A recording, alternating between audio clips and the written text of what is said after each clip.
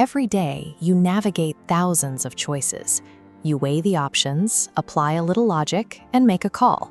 You feel like you're firmly in the driver's seat. Think about the last time you saw a headline that perfectly matched your worldview. You probably didn't double-check the source. You accepted it instantly. Or consider a recent purchase you convinced yourself was a good decision, only after you'd already paid for it. Curious, slightly mysterious tone. That feeling of logical certainty is often a fabrication. It acts as a mask, hiding the biological shortcuts that actually drive your behavior. The brain is constantly flooded with more data than it can possibly handle.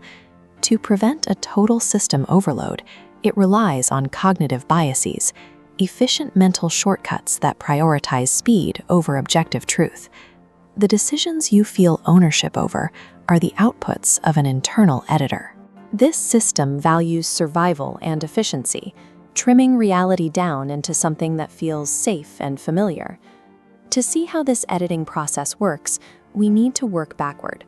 Let's look at the exact moment right after you finalize a choice. You likely assume that you make a decision and then feel something about it. Biologically, the sequence happens in reverse. You experience a rapid emotional impulse first, and then your conscious mind scrambles to build a framework around it. Your mind operates like an internal public relations team. Its primary job is to retroactively draft a rational-sounding story to excuse a purely emotional reaction. This is why you can meet someone and decide you dislike them before they've even finished a sentence, or buy a product and then list the features you needed afterward. You aren't analyzing data. Your PR team is just working overtime to justify a sudden gut feeling. By stitching these justifications together, the brain creates a sense of consistency. It edits the story of your life to make your impulsive behaviors feel like the result of a logical, steady plan. So if the PR team is just doing damage control, where do those initial rapid-fire emotional impulses come from? Let's step one layer deeper. The brain uses a series of filters to sort incoming information. The first is familiarity. The more you are exposed to a concept, whether it's an advertisement or a repeated opinion, the more your brain relaxes. Repetition creates comfort, and your brain regularly misinterprets comfort as truth. The second filter is confirmation bias. When you encounter information that aligns with your pre-existing views, your brain absorbs it instantly, without question. It feels safe. But when you encounter something that challenges those beliefs, the physical reaction is different. You feel friction. You feel intense irritation. You immediately scrutinize the data, looking for any flaw to tear it down. Watch how this sorting process works in real time. This central sphere is your core identity. As new information arrives, data that matches your established views slides right in. But differing views hit a rigid shield and are immediately deflected. Over time, this creates a compounding effect.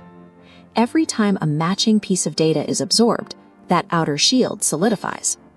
Your worldview hardens, not because you've evaluated all the evidence, but because you've blocked out anything that doesn't fit.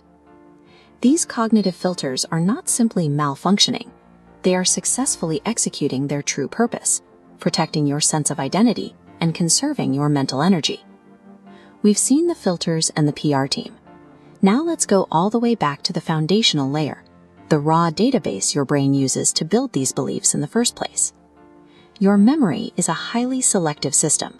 It relies heavily on the availability heuristic, a biological shortcut where the brain calculates the importance of an event based entirely on how easily it can pull up a memory of it.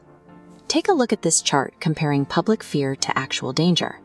This massive, pulsing bar represents the volume of media coverage dedicated to plane crashes. It's vivid and it's easy to remember. Next to it is a nearly invisible sliver representing the actual statistical probability of a crash.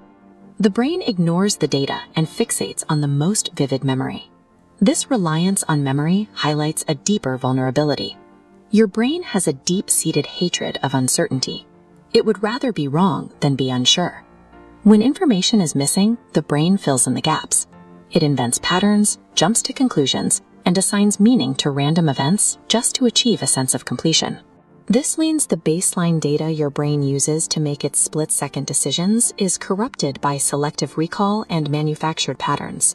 These layers form a total mechanism, an autopilot that feeds us comfortable fictions rather than objective reality. Recognizing this internal manipulation is the first step towards reclaiming your agency. Once you see the trick, it's harder to be fooled by it.